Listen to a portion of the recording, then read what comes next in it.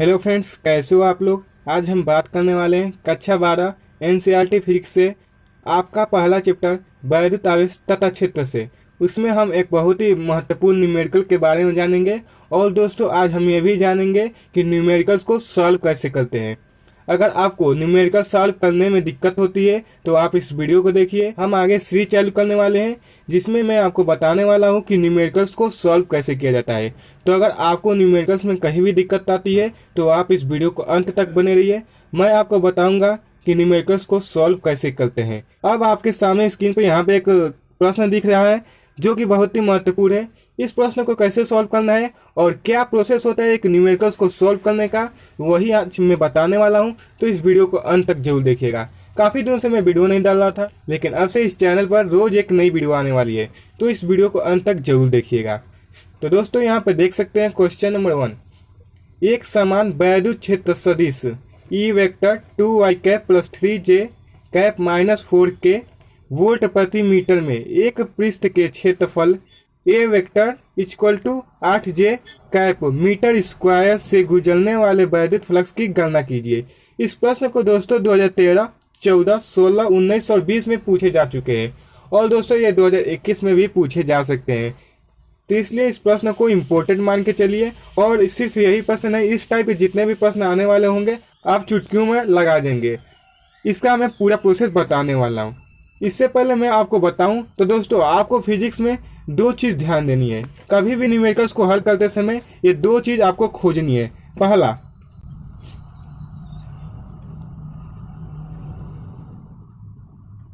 पहला दिया क्या है और दूसरा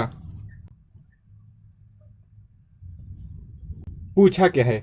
अगर आप ये दो चीज फाइंड कर लेते हैं तो आपको न्यूमेरिकल लगाने से कोई रोक नहीं सकता। तो इसलिए पहले आप इस दो चीज को फाइंड करिए। तो दोस्तों, अगर दोनों चीज फाइंड करना है तो क्या प्रोसेस होता है, चलिए हम जान लेते हैं। तो दिया क्या है, इस प्रश्न में दिया क्या है, चलिए हम यहाँ से ढूंढ लेते हैं इसमें भी दिया क्या है और कैसे ढूंढा जाता है कि आखिर प्रश्न में क्या दिया है।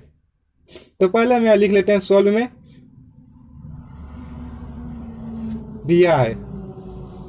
ठीक है, तो यहाँ से दोस्तों देख सकते हैं ई वेक्टर इतना दिया है, लेकिन देखिए इसका मात्रक से हम पकड़ेंगे कि प्रश्न में दिया क्या है। तो यहाँ पे लिखा है वोल्ट प्रति मीटर। तो वोल्ट प्रति मीटर किसका मात्रक है, क्या आप बता सकते हैं।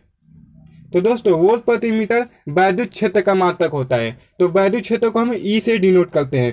तो इसका मतलब ये ई दे दिया है। ठीक है, तो ये जो है वैद्युत क्षेत्र है, ये हमारा वैद्युत क्षेत्र है। लेकिन यहाँ पर साफ साफ लिखा हुआ है ई वेक्टर, तो आप ऐसे भी समझ सकते हैं। अन्यथा अगर न दिया हो तो आप ऐसे समझ सकते हैं, मात्रक से पकड़ सकते हैं। अब यहाँ पर एक चीज और दिया है 8j कैप। दोस्तों, इसको जे कैप पढ़ते हैं। ठीक है, और यहाँ पे लिखा है मीटर स्क्वायर। तो मीटर स्क्वायर क्षेत्रफल का मात्रक होता है, तो आप जान सकते हैं। लेकिन यहाँ पर लिखा भी है क्षेत्रफल। और अगर कहीं भी कोई भी न्यूमेरिकल हो तो उसमें अगर उसका मात्रक है तो उसके हिसाब से हम पकड़ सकते हैं कि प्रश्न में दिया क्या है। तो यहाँ पर हम लिख लेते हैं, पहले इसको लिख लेते हैं 2y cap plus 3j cap minus 4k cap. और यहाँ से A vector equal to 8j cap. ये हो गया मीटर स्क्वायर और ये हो गया वोल्ट प्रति मीटर। अब दोस्तों, इस प्रश्न को आगे बढ़ने से पहले मैं आपको कुछ बताना चाहूंगा जो कि आपने कक्षा 11वीं में पढ़ रखी है, या फिर आपको 12वीं में अगर आपने मैथ ले रखी है तो आप आगे के चैप्टर में ये चीज पढ़ेंगे कि वेक्टर को सोल्व कैसे किया जाता है। लेकिन आपने 11 में पढ़ा होगा। अगर जिसने नहीं पढ़ा है या फिर जिसको याद नहीं है तो चलिए मैं आपको बता देता हूँ कि वेक्टर को सॉल्व पहले कैसे किया जाता है। तो यहाँ पर एक चीज नोट कर लीजिए, अगर I vector into I vector, ठीक, I vector dot I vector equal to K cap into K cap equal to J cap into dot J cap. इन तीनों का जो मान होता है ये होता है 1। तो इस चीज को नोट रख लीजिए, I cap into I cap equal to K cap into K cap equal to J cap dot J cap equal to 1। इन तीनों का मान दोस्तों 1 होता है। तो आप इस चीज को नोट रखिएगा, ठीक है, याद रखिएगा। और एक चीज याद रखना है, अगर ये जो आई कैप है इसका डॉट हम किसी अदर के साथ, देखिए यहाँ पे आई है तो यहाँ पे अगर आई कैप के साथ आई कैप है तो 1 होगा। अगर यहाँ से अगर आई कैप के साथ हम के या फिर जे ले ले तो हम क्या लेते हैं, चलिए हम के ले लेते हैं, ठीक है, डॉट के कैप, तो इसका जो मान होगा वो होगा 0। ऐसे ही अगर हम के कैप के साथ अगर हम कोई भी ले लेते हैं आई या फिर जे, मतलब कोई अदर होगा, अगर सेम नहीं होगा तो उसका भी मान जो है 0 होता है। तो इस बात को आप याद रखिएगा, ये दो चीज अगर याद रखेंगे तो आप वेक्टर को आसानी से सॉल्व कर जाएंगे, ठीक है। तो चलिए अब हम इसको सॉल्व करते हैं। तो दोस्तों अगर आपने प्रश्न न्यूमेरिकल सॉल्व कर रहे हैं तो अगर आप ये दो चीज खोज लिए तो आपको तीसरा काम एक और है कि तो कौन सा सूत्र लगेगा ये हम कैसे जानेंगे। तो यहाँ पर ध्यान दीजिए, ई वेक्टर दे दिया, ए वेक्टर दे दिया, पूछा क्या है, वैद्युत फ्लक्स। वैद्युत फ्लक्स को हम किससे डिनोट करते हैं, फाई से, ठीक है। तो फाई ई जो है हमारा वैद्युत फ्लक्स, ठीक है। तो ये तीन चीज हमें ढूंढनी है। पहला दिया क्या है, पूछा क्या है, और कौन सा सूत्र लगने वाला है। तो पूछा क्या है आप यहाँ से फाइंड कर लिए, यहाँ पे वैद्युत फ्लक्स, ठीक है। तो वैद्युत फ्लक्स पूछा है, फाई ई पूछा है। तो ये अगर हमको फाई ई पूछा है तो फाई ई का कौन सा सूत्र ऐसा होता है जिसमें ई वेक्टर और ए वेक्टर आता है। तो आपको पता है फाई ई इक्वल टू होता है ई वेक्टर इंटू ए वेक्टर। इसी को दोस्तों अगर वेक्टर हटता है तो यहाँ पे आ जाता है ई ए कोस थीटा। लेकिन हमको इतना जरूरत नहीं है, क्योंकि यहाँ पर अगर ई और ए का मान दिया होता तो हम यहाँ से इसको तो इस वाले फार्मूले को लगाते, लेकिन यहाँ से वेक्टर के रूप में तो हम वेक्टर वाला फार्मूला लगा देंगे। तो यहाँ से हम लिख लेते हैं चुप्पी phi equal to E vector into A vector, ठीक है। अब यहाँ से हम ई वेक्टर का मान रख लेते हैं 2y cap plus 3j cap minus 4k cap, ठीक है, डॉट 8j कैप। अब यहाँ से दोस्तों इसका गुणन नियम क्या है, चलिए हम जान लेते हैं। यहाँ पर पहले देख लीजिए 8j कैप है, मतलब इसके साथ आई नहीं दिया है और k नहीं दिया है, ठीक है। तो दोस्तों इस प्रश्न को सॉल्व करने का दो तरीका है, या फिर आप डायरेक्ट दोस्तों इसके जे के साथ गुणा करा दीजिए तो आप 24 वोल्ट मीटर इसका आंसर हो जाएगा। लेकिन वो कैसे होता है हम इसके बारे में विस्तार से जानेंगे, क्योंकि कुछ भी शॉर्टकट यहाँ पे नहीं बताने वाला हूँ। शॉर्टकट आप अपने हिसाब से कर लीजिएगा, ठीक है।